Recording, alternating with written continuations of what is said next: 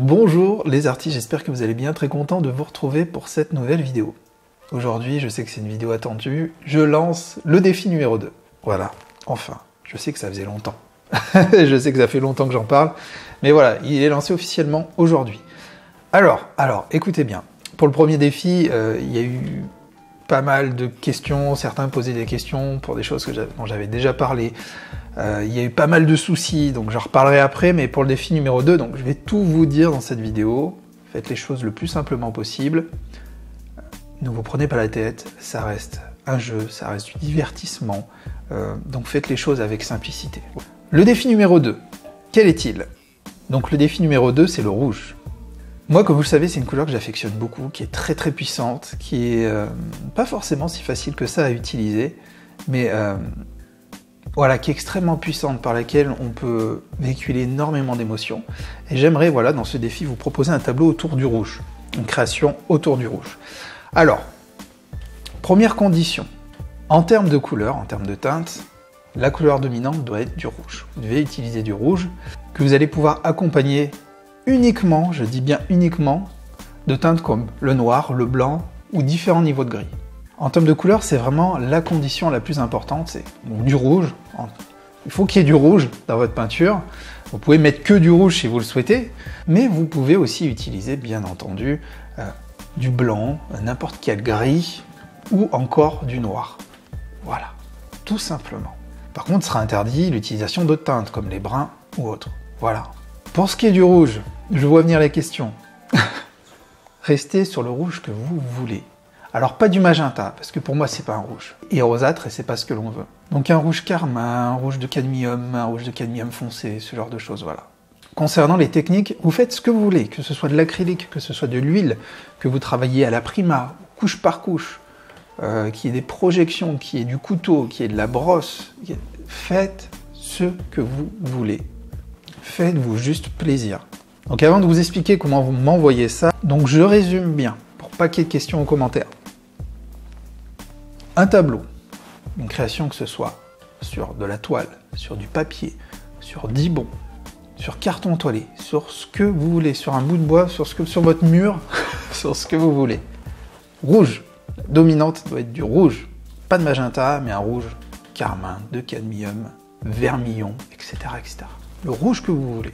Vous pourrez l'accompagner de teintes comme du noir, du blanc, ou n'importe quelle nuancée de gris.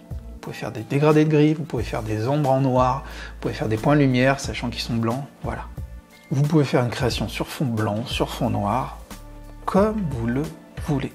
Après, vous faites la plus belle photo possible, j'ai souvent expliqué sur ma chaîne comment faire, donc soit avec la lumière du jour, soit avec une lumière en 2 points, vous pouvez faire avec un téléphone, avec un vrai appareil photo, avec ce que vous voulez, essayer de faire la photo la plus fidèle et la plus belle possible. Une fois que la photo est prise, vous allez la renommer. Très important, sinon je ne pourrai pas prendre en considération votre participation. Vous allez renommer, comme pour le premier défi, vous allez mettre votre prénom ou votre pseudonyme d'artiste à la place du nom du fichier. Moi par exemple, ça aurait fait Anthony.jpg. Laissez bien le .jpeg. Normalement, si vous avez bien fait votre photo, elle sera en JPEG. Ne m'envoyez pas du RAW ou des formats exotiques. Faites le plus simplement du monde. .jpeg. Donc Anthony.jpg. Si vous renommez avec une extension différente, ou si vous la changez, vous mettez JPEG manuellement, moi la photo ne marchera pas. Et je ne pourrai pas la récupérer, elle ne sera pas prise en compte dans le diaporama que je vais diffuser après. Dans mon cas, moi, ça serait Anthony.jpg. Tout simplement. Je la renomme comme ça, et après vous allez me l'envoyer. Pour me l'envoyer, attention, uniquement, je dis bien uniquement, via le lien dans la description. La dernière fois, j'ai eu des photos de partout, c'est impossible pour moi à gérer.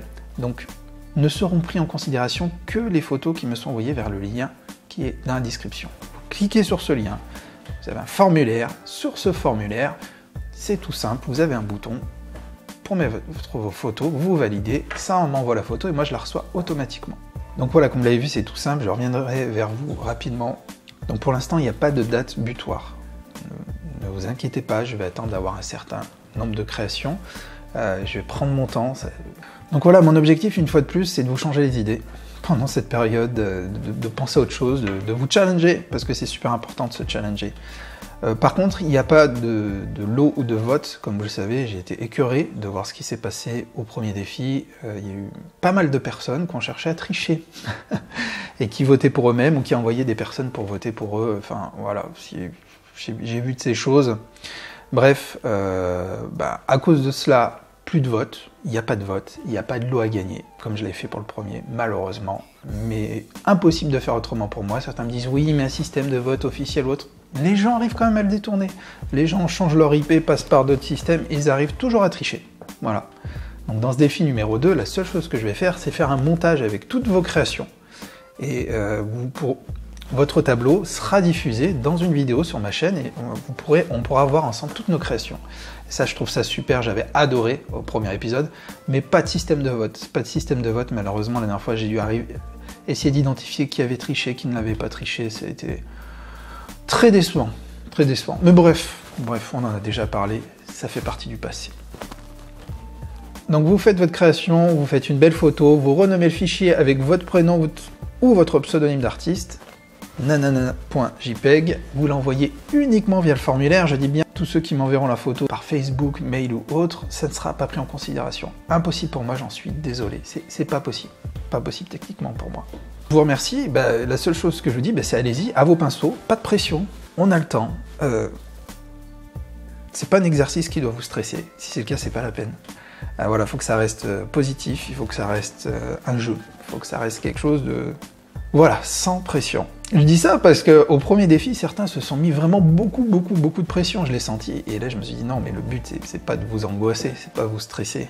Ok, je vous sors peut-être de votre zone de confort, mais il faut que ça reste un exercice agréable. Voilà. Allez, c'est parti, j'ai beaucoup parlé, vous avez vraiment toutes les infos pour vous lancer. Donc c'est parti. C'est à vous, allez, bonne chance.